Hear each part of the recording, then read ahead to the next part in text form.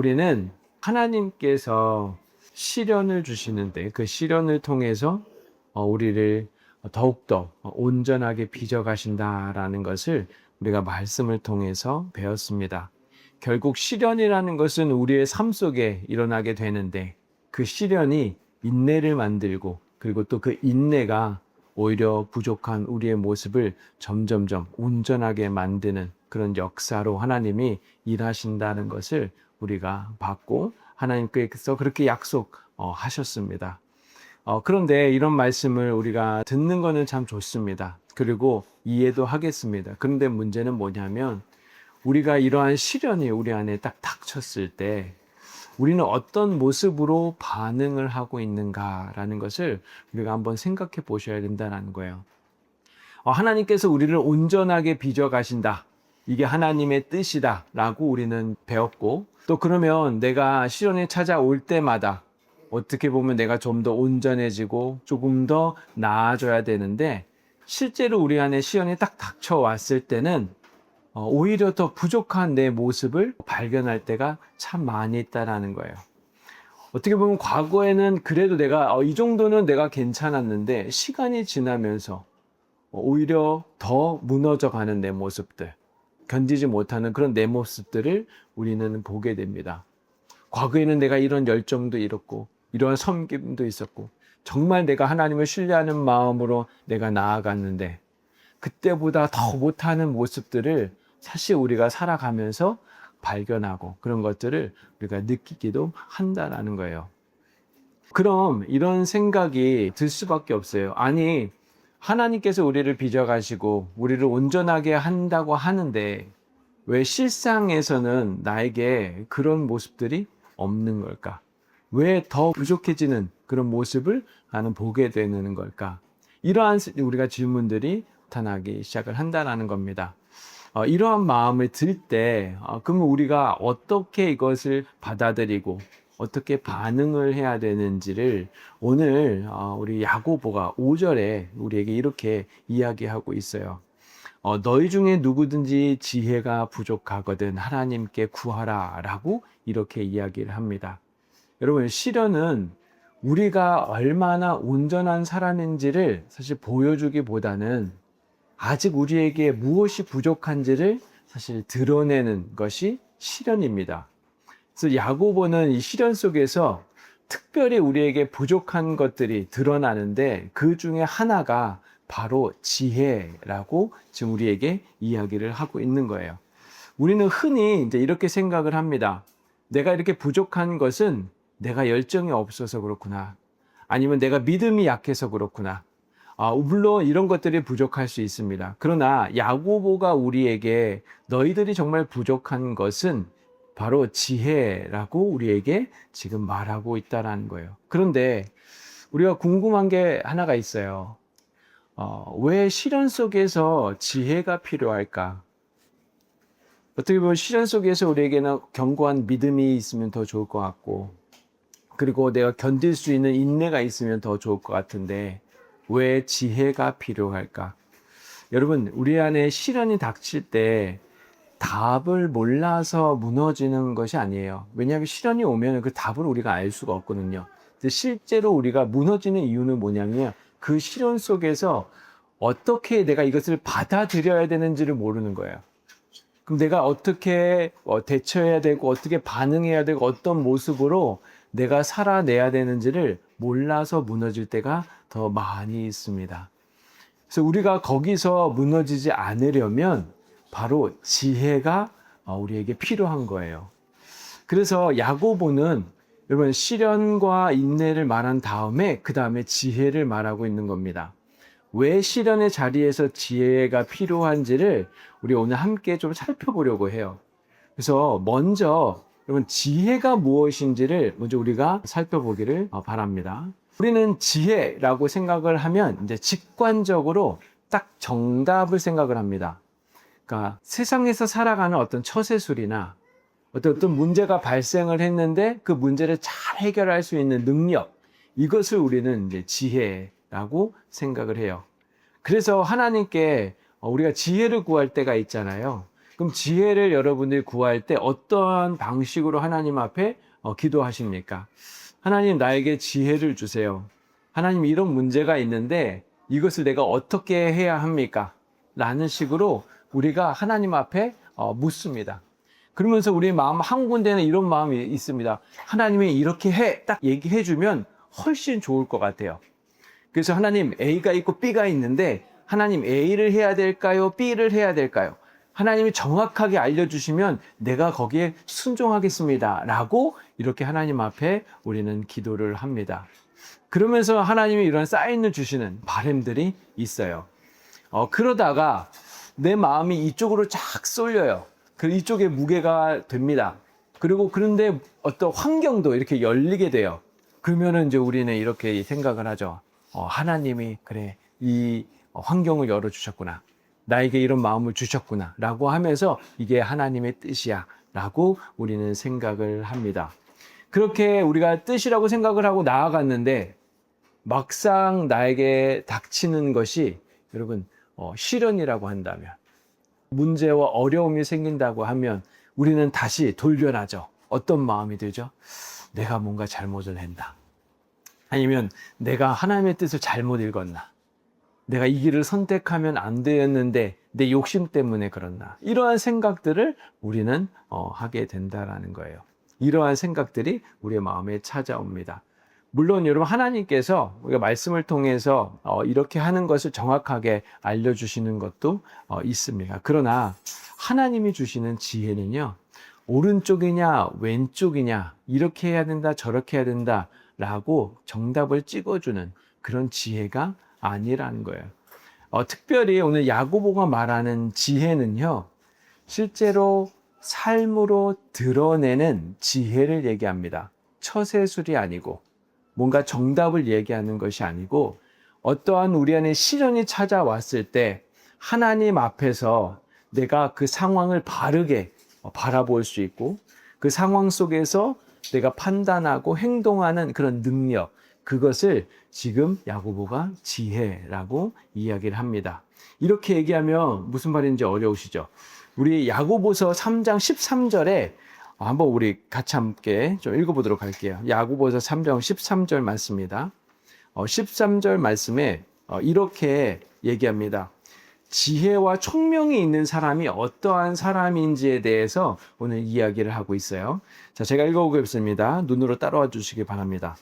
너희 중에 지혜와 총명이 있는 자가 누구냐? 그러니까 지혜 있는 사람, 총명 있는 사람이 누구냐라고 하니까 그는 선행으로 말미암아 지혜의 온유함으로 그 행함을 보이는 자다라고 지금 이야기를 합니다. 그러니까 많이 알고 뭔가 말을 잘하고 어떤 문제의 답을 아는 사람이라고 얘기하지 않고, 그의 삶이 선한 삶과 온유한 태도로 행하는 사람을 지혜 있는 사람, 그리고 총명한 사람이다라고 정의를 내리고 있어요. 그러니까 야고보가 말하는 지혜는요, 머릿속에 그냥 내가 뭔가를 잘 알아서 잘 푸는 지식이 아니라 우리의 말과 행동이 실제로 드러나는 것, 이것을 지혜라고 이야기합니다. 그러면서 여러분 17절에 가보시면 지혜가 무엇인지, 하늘로부터는 지혜가 무엇인지를 더 구체적으로 얘기하고 있습니다. 17절에 이렇게 얘기합니다.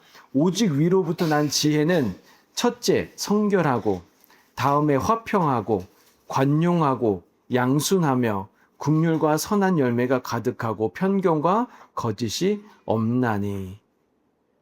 지금 여러분, 지혜가 무엇이냐라고 얘기했을 때는 바로 이러한 특징들을 가지고 있는 거예요. 하나님이 주시는 지혜는요, 그 한 사람에게 들어오면 그 사람의 성품과 말과 행동에서 이런 열매들이 나타나는 겁니다. 그러니까 그 사람은 성결해지고 더 화평을 이루어가고 더 너그럽고 자기 고집만 세우지 않고 옳은 말씀과 권면을 기꺼이 받아들이는 사람, 또 다른 사람을 긍휼히 여길 수도 있고 또 선한 열매, 거짓도 없는 그런 사람, 이러한 사람이 바로 지혜 있는 사람이다라고 오늘 이야기를 하고 있다라는 거예요. 그러니까 결국 여러분, 지혜는요, 타고난 성격이 있는 것이 아닙니다. 내가 이 사람이 되게 조용하다라고 해서 여러분 지혜로운 것도 아니고, 말을 잘한다고 해서 지혜로운 것도 아니라는 거예요. 그러니까 지금 야고보가 말하는 지혜는요, 하나님을 신뢰하면서도 그 상황 속에서 하나님의 뜻에 맞게 상황을 판단하고 기뻐하는 방식으로 반응하는 것, 이것이 바로 지혜입니다. 그러면 여러분, 왜 이 지혜는 이런 성품과 연결이 되어 있냐면, 여러분, 우리가 시련이 딱 왔을 때, 왜 우리에게 이런 지혜가 필요합니까? 시련이 딱이나 고난이 딱 오잖아요? 그럼 우리에게 가장 먼저 무너지는 것이 무엇인지 아십니까? 우리의 감정과 말이에요. 여러분, 억울하거나 힘든 상황이 나에게 딱 왔어요. 그러면 본능적으로 우리는 혈기가 올라옵니다. 그러면서 우리의 마음 가운데 수많은 분노와 수많은 비난, 이런 것들이 우리 마음에 가득 차기 시작을 해요. 그러면서 어떻게 합니까? 내 말로서 분노를 내고 비난을 하고 온갖 더러운 말들을 우리는 하기 시작을 한다는 겁니다. 여기서 끝나지 않아요. 이렇게 되면은 자신이 이렇게 된 이유가 다 상대방의 탓이 돼요. 저 사람 때문에 내가 이렇게 한 거예요. 내가 이렇게 악을 저지르는 것조차도 저 사람이 나에게 이렇게 건드렸기 때문에 내가 이렇게 악을 하는 것이고, 내가 비방을 하는 것이고, 내가 분노를 내는 것이다 라고 하면서 상대방에게 탓을 하기 시작을 한다는 겁니다. 어떤 사람은 완전히 반대로 해요. 어떻게 하냐면 모든 잘못을 다 자기 탓으로 여깁니다. 그러면서 자기를 점점 더 깎아먹고 자기를 무너뜨려가는 그런 모습들을 우리가 보이게 된다는 거예요. 그래서 여러분, 시련 속에서 필요한 지혜는 단순히 이런 문제가 발생했을 때 그 문제를 해결하는 기술이 아니라, 그럼 내 감정을 어떻게 다스려야 되는가? 내가 어떤 말을 해야 되는가? 내가 하나님 앞에서 바르게 서는 법이 무엇인지를 아는 것, 이것이 바로 여러분 지혜인 겁니다. 그래서 그 지혜가 이 성품과 긴밀하게 연결되어 있다는 거예요. 결국 우리가 이 지혜를 알면 그러한 시련 속에서, 어려움 속에서, 고통 속에서 우리의 감정과 말을 변화시킬 수가 있게 돼요. 그리고 그러한 상황 속에서 우리가 이러한 지혜를 통해서 우리의 성품이 하나님을 닮아가도록 하나님의 열매가 나타나는 그런 모습으로 드러나기 시작을 한다라는 것입니다. 이것이 여러분, 하나님을 신뢰하면서 선한 삶을 온유한 태도로 살아내는 지혜로운 자의 모습이라는 것이에요. 여러분, 이것을 잘 보여주었던 대표적인 인물들이 몇 명 있습니다. 우리 다윗을 생각해 보면, 다윗도 여러분, 사울이 다윗을 죽이려고 계속 쫓아왔어요. 다윗은 계속 도망갑니다. 그런데 어느 한 순간에 다윗이 사울을 죽일 수 있는 그런 순간이 한번 찾아와요. 자기가 죽일 수 있습니다. 그러면 자기가 살 수 있죠. 근데 그때 다윗이 어떠한 말을 하냐면, 하나님께서 기름 부은 자는 절대 건드리지 말라고 하셨다 라는 그 말씀 때문에 사울을 죽이지 않아요. 그러면서 그는 다시 도망을 갑니다. 여러분, 뿐만 아니라 스데반이라는 사람도 우리가 너무나 잘 알고 있죠. 어떻게 합니까? 자기를 돌로 쳐 죽이는 그 사람들 앞에, 하나님 앞에 어떻게 그가 반응을 하냐면, 하나님, 이들의 죄를 용서해 달라고 그는 하나님 앞에 기도를 해요. 그러니까 지금 정말 여러분, 우리에게 필요한 지혜가 바로 이러한 지혜라는 거예요. 우리에게 어려움이 오고 우리에게 시련이 왔을 때 우리가 무너지는 것은 사실 하나님의 말씀이 완전히 무너진다라는 거예요. 그런 상황 속에서 우리의 지혜가 발휘가 되고 우리가 지혜가 필요할 때, 그럴 때 비로소 우리가 다시 하나님의 자녀답게, 하나님의 모습답게 살아갈 수 있게 되는 것입니다. 이것을 여러분 가장 잘 보여주신 분이 누구십니까? 예수님이세요. 예수님이 여러분 우리를 위해서 십자가 앞에 있었을 때, 왜 예수님께서 그 십자가의 길을 걸어가십니까? 그러면 예수님의 십자가의 길을 걸어갈 때 누가 좋아했고, 누가 칭찬했고, 누가 그 사람을 높이 영광스럽게 했습니까? 아무도 그렇게 하지 않았어요. 근데 예수님이 자기의 죄 때문에 십자가에 가셨습니까? 아니에요. 우리의 죄 때문에요.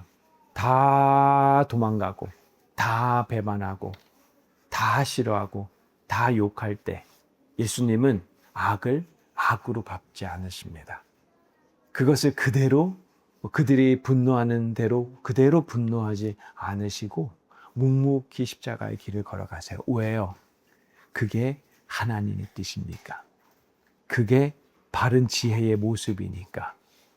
그렇게 그 길을 걸어가십니다. 바로 이것이 여러분 지혜예요. 우리가 선한 삶을 살아내는 것. 근데 선한 삶을 살아낸다라는 것은 단순히 평안할 때, 내가 충분히 평안을 누릴 때, 어려움이 없을 때를 얘기하는 것이 아니라 시련이 닥쳐왔을 때 그렇게 행동을 해야 한다라는 거예요. 그럴 때 지금 야고보가 하나님은 너희를 온전하게 하기를 원하셔. 그게 온전하게 하신다라는 것은 이렇게 하나님을 닮아가는 거겠죠. 근데 우리의 모습을 보면 닮아가는 모습이 없으니까. 근데 그 닮아가는 모습을 우리가 나아가려면, 행하려면 지혜가 필요해. 그러니까 만약에 너가 그 지혜가 부족하면 하나님 앞에 구해라라고 이야기를 한 겁니다. 여러분들에게는 이런 지혜가 있으십니까? 아니면 스스로 이런 지혜가 없다고 생각하십니까? 아마 대부분은 이런 지혜가 참 부족하다라고 생각을 할 겁니다. 그러니까 야고보가 이렇게 얘기하는 거야. 너희가 지혜가 만약에 부족하니까 그렇게 너희가 생각한다면 하나님 앞에 그것을 구해라라고 이야기를 하고 있어요. 여러분, 하나님 앞에 지혜를 구해야 한다라는 것은 그 지혜를 내가 스스로 만들어낼 수 없다라는 것이 전제되어 있어요. 그러니까 하나님이 주셔야만, 하나님이 우리에게 부어주셔야만 그 지혜를 내가 얻을 수 있기 때문에 지금 야고보가 이렇게 얘기하는 겁니다. 부족하면 하나님 앞에 구하라는 거예요. 만약에 내가 그 스스로 지혜를 만들 수 있다라고 생각을 한다면 하나님 앞에 구할 필요가 없어요. 오히려 너희가 이렇게 지혜롭게 행하라라고 이야기를 할 겁니다. 근데 그렇게 얘기하지 않고 하나님이 주셔야만 우리가 그 지혜를 얻을 수 있다라고 말씀하고 있습니다. 결국 지혜의 출처는 여러분 하나님이에요. 우리의 의지나 노력으로 만들어낼 수 없는 것이 바로 하나님이 우리에게 주시는 지혜라는 겁니다. 그런데 만약 이것을 우리 스스로 만들려고 하면 여러분 어떻게 되시는지 아십니까? 처음에는 의욕이 넘쳐요. 그리고 내가 이거를 할 수 있다라고 생각을 해요. 그러다가 한 번 그것을 내가 이겨냅니다. 그러면 내가 뭔가 할 수 있는 것처럼 생각을 해요. 근데 한 번 하고 두 번 하고 세 번을 하잖아요. 그러면 나중에는 여러분 지쳐요.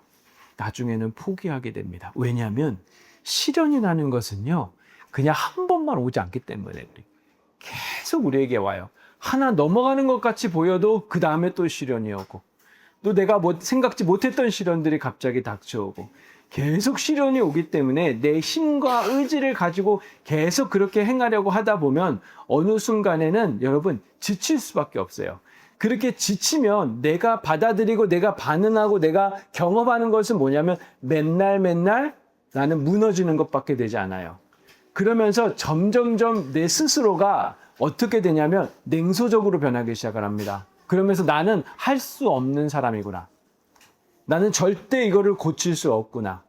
그러면서 스스로 자기 자신을 그렇게 만들어 버린다라는 겁니다.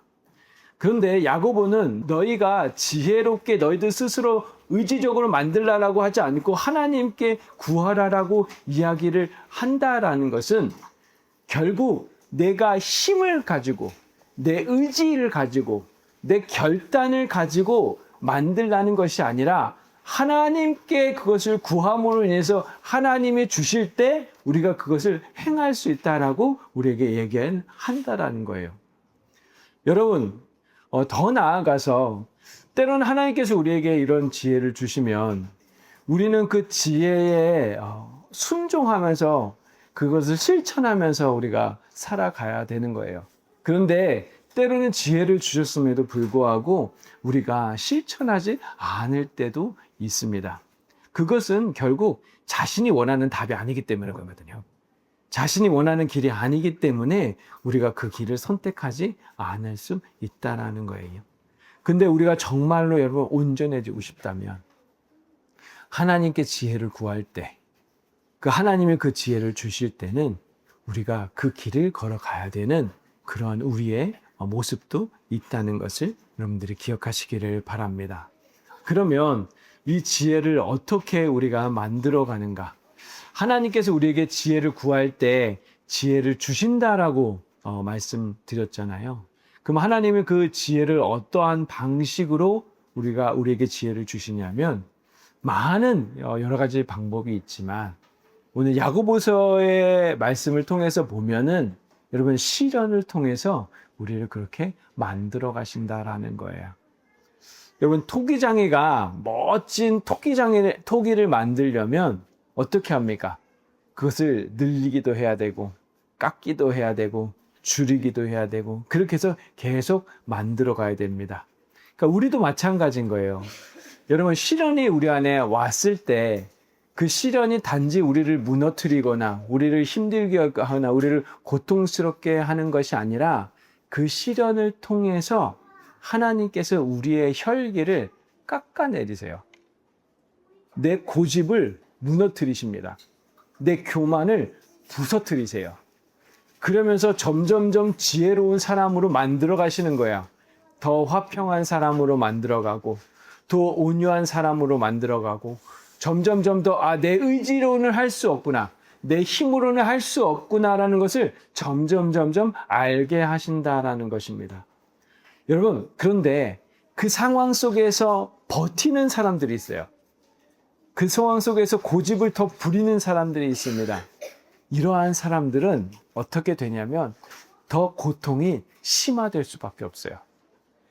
깎으면 내가 깎임을 당하고 거기서 내가 내려놓아야 되는데 그렇지 않고 그것을 버티고 끝까지 내가 하지 않겠다라고 고백하는 사람은 그 고통이 더 늘어날 수밖에 없다라는 겁니다. 그런데 하나님께서 그것을 놔둘까요? 놔두지 않아요. 더 큰 시련을 주시고서 그것을 결국에는 깎아내리신다라는 거예요. 우리도 우리 자녀들을 키워갈 때 아이들이 이것은 잘못된 거야. 정말 이렇게 하면 안 된다라는 것을 아이들이 고집을 부릴 때가 있어요. 그러면 그때 부모님들이 그래 네 마음대로 해라. 네 마음대로 네가 하고 싶은 대로 살아라 라고 말은 할 수는 있죠. 화가 나면. 그런데 그대로 둡니까? 아니에요. 절대 그러지 않아요. 그것을 깎아내리세요. 그것을 어떻게든지 교정하려고 수단과 방법을 가리지 않습니다. 그런데 그 깎아내릴 때 여러분 아이와 어떠한 상태가 되죠? 아주 평안합니까? 아주 행복합니까? 아니죠. 서로 대치하죠. 그러면서 결국엔 그것을 깎아내려 간다라는 거예요. 그러면 이 아이한테는 어떠한 마음이 들겠습니까? 이거는 시련인 거예요. 고통인 거예요. 고난의 모습으로 됩니다. 마찬가지예요. 여러분, 우리 안에 그러한 시련과 고난이 왔을 때는 우리가 이 상황을 어떻게 받아들여야 되냐면, 하나님이 나를 깎으시기 위해서 이것을 두셨구나라고 우리를 봐야 된다는 거예요. 물론 그 시련이 여러분, 내가 만들어낼 수도 있고, 다른 환경에 의해서 만들어질 수가 있어요. 근데 그 시련 속에 하나님이 두신다라는 것은 내가 지금 깎여야 될 것이 있구나. 내가 뭔가 고집을 부리는 것이 있구나. 내가 교만해서 부서져야 되는 부분이 있구나라는 것은 그 상황에 하나님의 뜻을 우리가 볼 수 있어야 된다라는 거예요. 여러분, 요셉도 다윗도 다 그랬어요. 편안한 자리에서 그것이 나온 것이 아니에요. 광야라는 자리에서 깨지고 무너지고 그렇게 다듬어지면서 그렇게 만들어진 것입니다. 그러니까 우리 안에 오는 시련은요, 여러분 우리를 무너뜨리려고 하나님이 그걸 허용한 것이 아니라 오히려 그것을 통해서 우리를 더 아름답게 만드시기 위해서, 더 하나님의 자녀답게 만들기 위해서, 더 지혜로운 자답게 만들기 위해서 하나님이 그렇게 역사하고 계시고 일하고 계신다라는 것을 우리가 알아야 된다라는 거예요. 여러분, 세상에서 가장 값진 것은 깨짐을 통과해야지만 나타나요. 여러분, 금도 엄청난 그 센 불이 있어야만 더 단단해지는 것처럼 우리가 부서져야지만 온유해져요. 여러분, 우리가 젊을 때는, 혈기가 왕성할 때는 내가 모든 것을 다 할 수 있다고 생각해요. 내가 세상을 다 뒤집을 수 있다라고 생각을 합니다. 그런데 세상 속에서 내가 부딪히다 보면, 내 마음대로 안 되는구나. 내 힘으로 안 되는구나. 그러면서 점점 어떻게 해요? 포기하기 시작을 하죠. 점점 안 된다라는 것을 우리가 알게 된다라는 거예요. 분명 여러분, 시련은 아파요. 시련은 고통스럽습니다. 그런데 그 시련 속에서 하나님이 우리를 버리신 게 아니라 우리를 그 아픔 속에서 오히려 더 온유한 자로, 더 화평한 자로, 더 성결한 자로, 더 거짓이 없는 자로 우리를 그렇게 만들어 가신다라는 거예요. 그것을 여러분들이 기억하셨으면 좋겠습니다. 그래서 여러분들이 그 뜻을 알아야지 우리가 지혜를 구할 수 있어요. 이러한 내 모습이 싫어져야 돼요. 나의 더러운 모습들이 싫어져야 돼요. 내 안에 있는 악한 모습들이 싫어져야 돼요. 그래야지 내가 하나님 앞에 더 구할 수 있어요. 내가 내 힘으로는 안 되는구나. 내 힘으로는 이것을 없앨 수 없구나. 내 힘으로는 이거를 내가 감당할 수 없다는 것을 내가 알아야지 하나님 앞에 구할 수 있다는 겁니다. 하나님이 구하면 하나님은 후히 주시는 분이세요. 하나님은 우리에게 여러분 그것을 안 돼, 난 너에게 줄 수 없어 라고 말하지 않으신다는 겁니다. 그런데 여러분, 우리가 이렇게 하나님 앞에 구할 때 주의해야 될 게 있어요.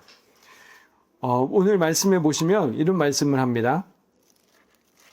보십시오. 6절입니다.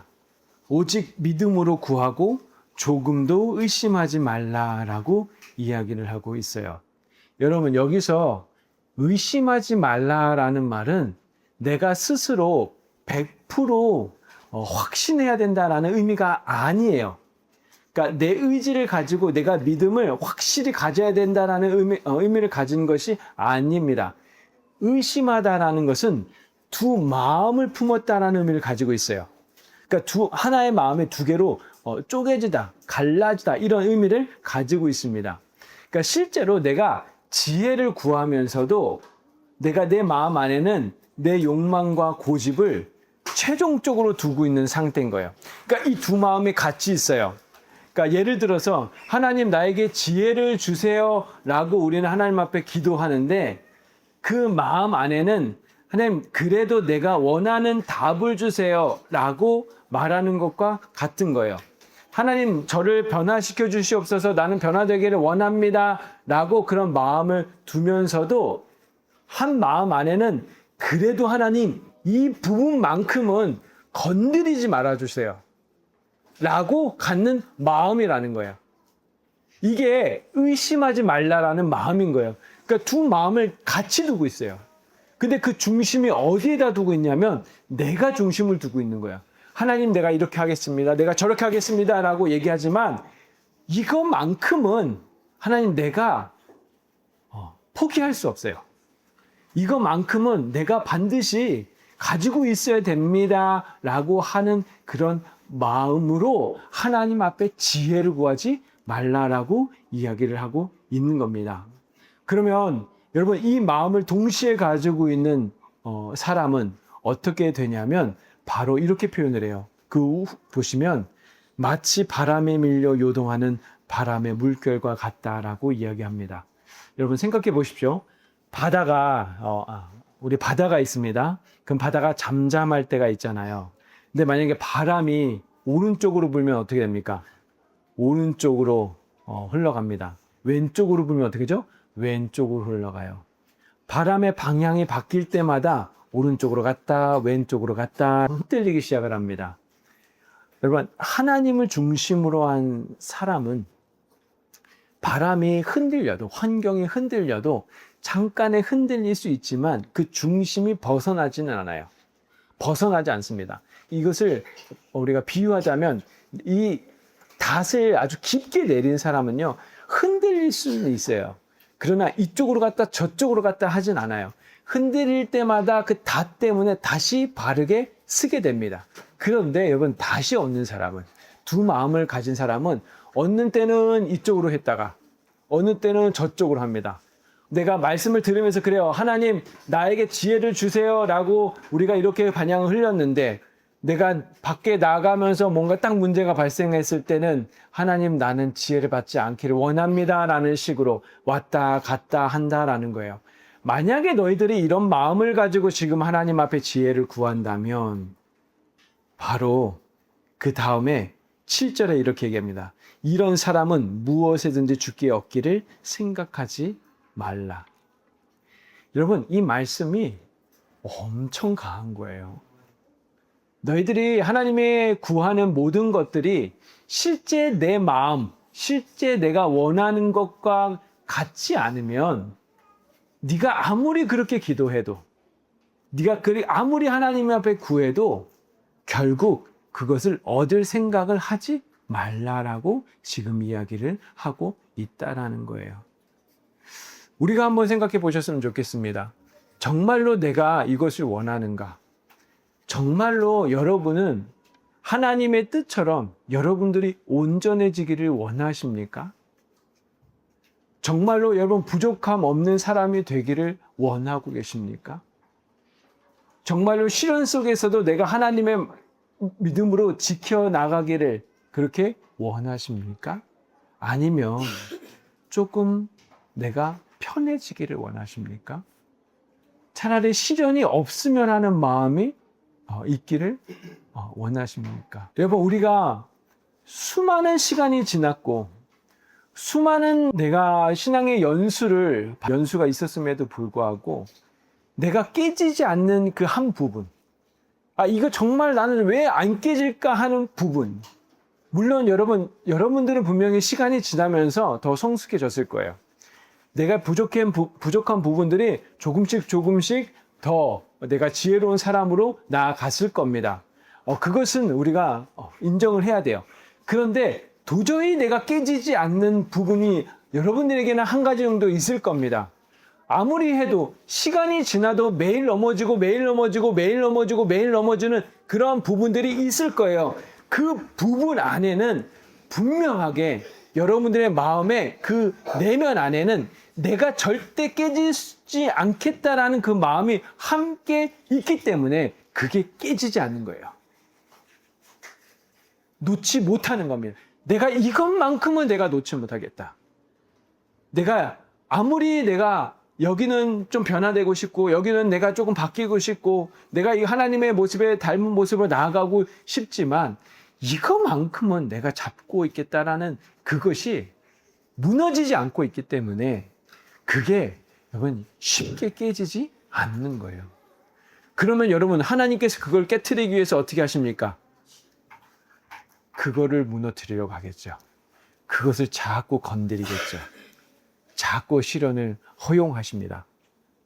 허용한다라는 건 시련을 주시는 게 아니라 나의 죄로 인해서 그 시련이 만들어지고, 때로는 다른 누군가에 의해서 시련이 만들어지는 그런 상황 속에서 그것을 계속 우리를 다뤄가신다라는 거예요. 그러면 왜 자꾸 나에게 이런 시련이 와? 왜 자꾸 이런 시련이 나에게 와? 또 똑같은 문제가 나에게 왜 발생이 돼? 왜 똑같은 상황이 나에게 또 와서 이거를 자꾸 하나님께서 나를 건드리셔라고 했을 때 우리가 그것을 보면서 어떻게 이것을 해석을 해야 되냐면, 하나님이 이거를 깨트리기를 원하시는구나. 이거를 무너뜨려서 온유한 자로 더 하나님 앞에 나은 하나님의 자녀로 그렇게 가기를 원하시는구나 라는 것은 우리가 이해를 해야 한다라는 거예요. 사랑하는 성도 여러분, 야고보는 지금 흩어져 있는 사람들에게 그들을 절망시키려고 편지를 쓰고 있는 것이 아니에요. 이것을 이해하셨으면 좋겠어요.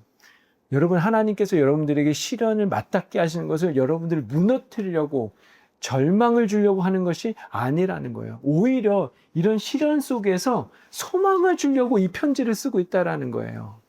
그러니까 무너진 자리에서 내가 흔들리지 말고 너희들이 정말 담대하게 하나님 앞에 나아가서 구하기를 바라는 마음 때문에 지금 이렇게 강하게 얘기한다는 거예요. 그래서 너희들에게 구하면 하나님이 주실 거야. 하나님이 후히 주실 거야. 너의 부족함을 하나님이 꾸짖지 아니하실 거야.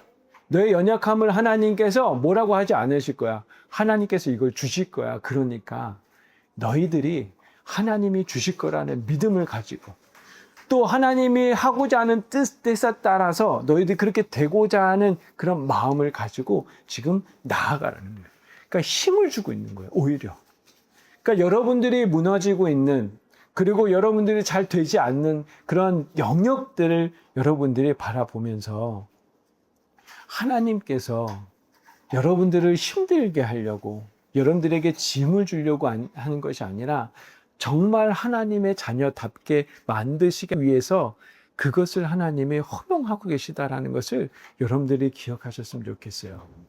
여러분들의 각각의 그 다름 속에서 시련이 찾아올 때 자꾸 흔들리십니까?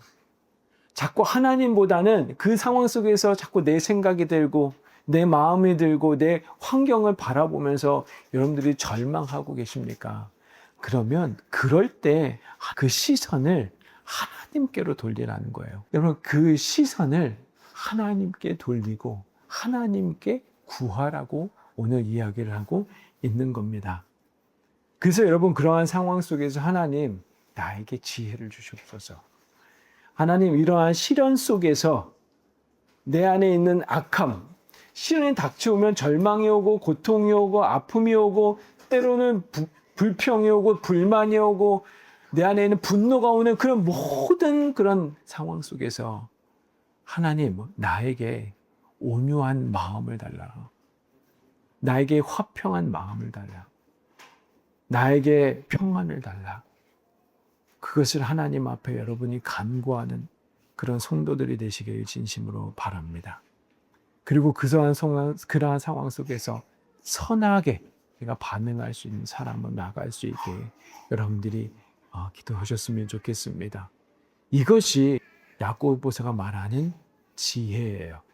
제가 앞에서 이렇게 말씀을 드렸습니다. 지혜는 무엇입니까?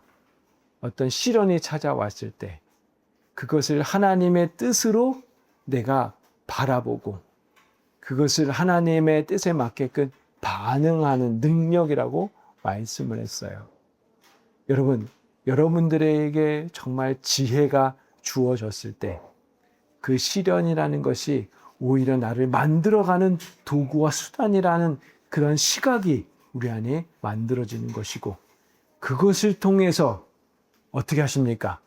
나를 더 아름다운 자로, 더 품격 있는 자로, 더 멋진 자로 하나님께서 만들어 가신다는 것을 여러분들이 기억하시면서 거기서 고집 부리지 말고 거기서 버티려고 하지 말고 거기서 나를 증명하려고 하지 말고 거기서 내 억울함을 호소하는 자가 되지 말고 오히려 하나님의 말씀답게 하나님의 품성답게 지혜로운 자답게 나아가는 저와 여러분 되시기를 진심으로 바랍니다.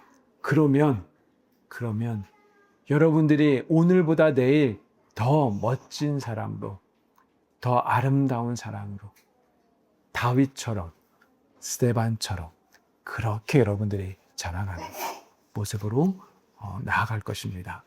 그렇게 나아가고 또 소망하는 저와 여러분 되시기를 진심으로 바랍니다.